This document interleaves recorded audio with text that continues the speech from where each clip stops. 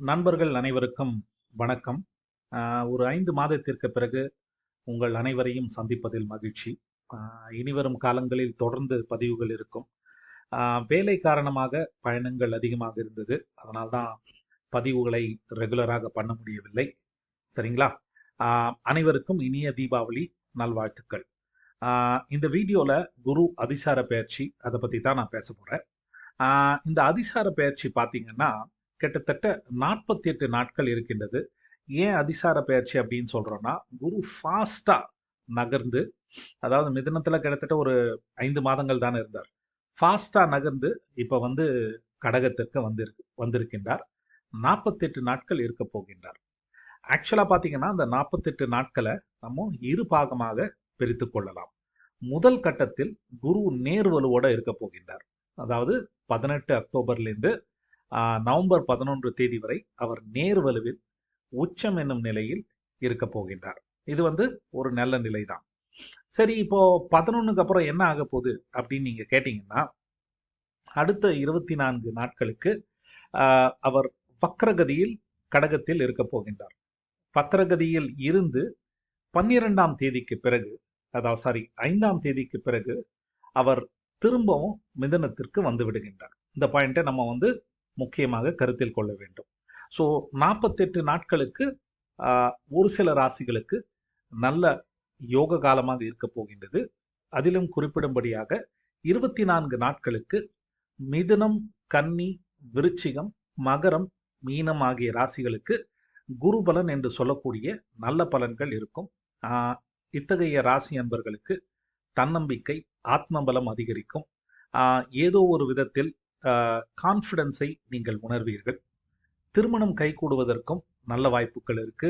குழந்தை பிறப்பு போன்ற விஷயங்களுக்கும் நல்ல காலமாக இருக்கும். முக்கியமாக நான் எப்பவுமே குரு பலத்திற்கு எது முக்கியமான விஷயம்னா, பிரச்சனைகளை தீர்வதற்கான ஒரு நல்ல காலம் என்றே கூறலாம். சில சமயம் நம்ம கஷ்டமான தசாபுக்திகளை அனுபவித்துக் கொண்டிருப்போம். அத்தகைய காலகட்டத்தில் குரு பலன் வருவதனால் பிரச்சனைகள் தீர்ந்து போவதற்கு, இல்லைன்னா நோய் நொடியில் இருந்தீங்கன்னா அதிலிருந்து விடுபடுவதற்கு ஒரு நல்ல காலம் என்றே கூறலாம். ஓகேவா? சரி, இந்த ஃபர்ஸ்ட் 24 டேஸ் நல்ல டைம், அடுத்த 24 டேஸ் நல்லா இருக்காதா அப்படின்னு இல்லை. அடுத்த 24 டேஸ் நான் குறிப்பிட்டுள்ள நல்ல பலன்கள் சற்றே குறைவாக கிடைக்கும். ஃபர்ஸ்ட் 24 டேஸ் பீரியட் இந்த ராசிகளுக்கு சூப்பர் டூப்பர் டைம் அப்படின்னே சொல்லலாம். ஏன்னா குரு வந்து உச்சமாக இருக்கின்றார். 12 வருடத்திற்கு ஒரு முறை தான் அவர் உச்சமாக இருக்க போகின்றார். ஓகே, இருப்பார்.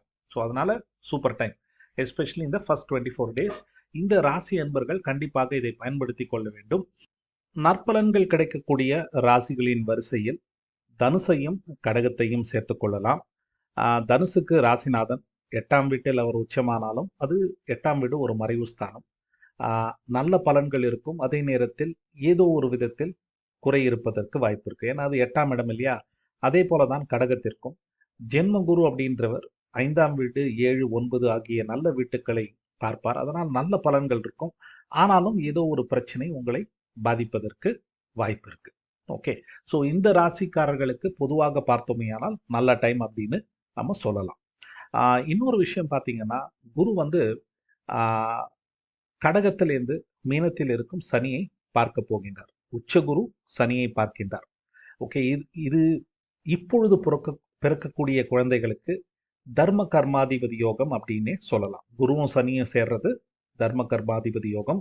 வேலை தொழில் சார்ந்த விஷயங்கள், பொது நலன் சார்ந்த விஷயங்களில் அவர்களுக்கு ஈடுபாடு இருக்கும். அடுத்தவங்களுக்கு ஏதோ ஒரு விதத்துல நல்லது செய்யணும் அப்படின்ற ஒரு நோக்கம் இருக்கும்.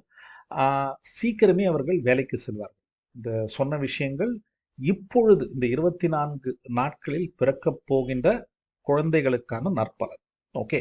ஸோ இப்பொழுது பிறக்கக்கூடிய குழந்தைகளுக்கு மட்டும்தானா அப்படின்னு கேட்டிங்கன்னா இல்லை. இது வந்து அனைவருக்குமே இந்த டைம் பீரியட்ல வேலை தொழிலில் ஒரு முன்னேற்றமான ஒரு சூழல் இருக்கும். உங்களுடைய சுயஜாதகத்தை பொறுத்து நல்ல வேலை கிடைப்பதற்கு வாய்ப்புகள் இருக்கு.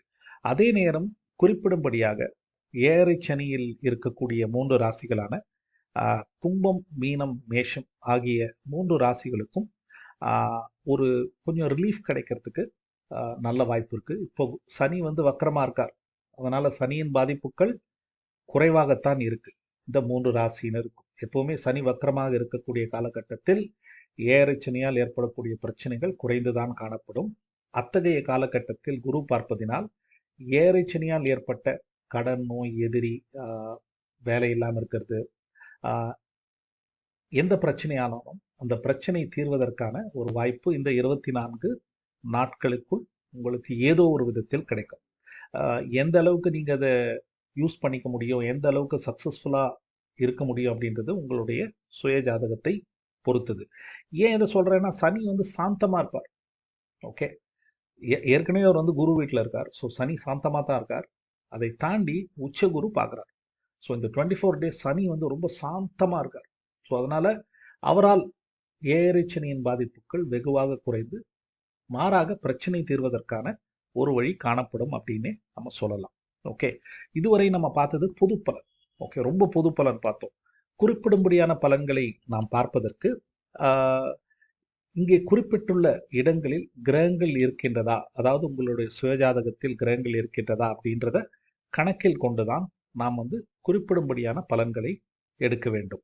இப்போ பார்த்தீங்கன்னா, ராகு கேது தவிர மற்ற எந்த கிரகங்கள் இங்கே குறிப்பிட்டுள்ள இடங்களில் இருந்தால் உங்களுக்கு அத்தகைய கிரகங்களால் உங்களுக்கு நன்மை தான். ஏன்னா குரு வந்து சுபத்துவப்படுத்துறார். ஓகே, அதிலும்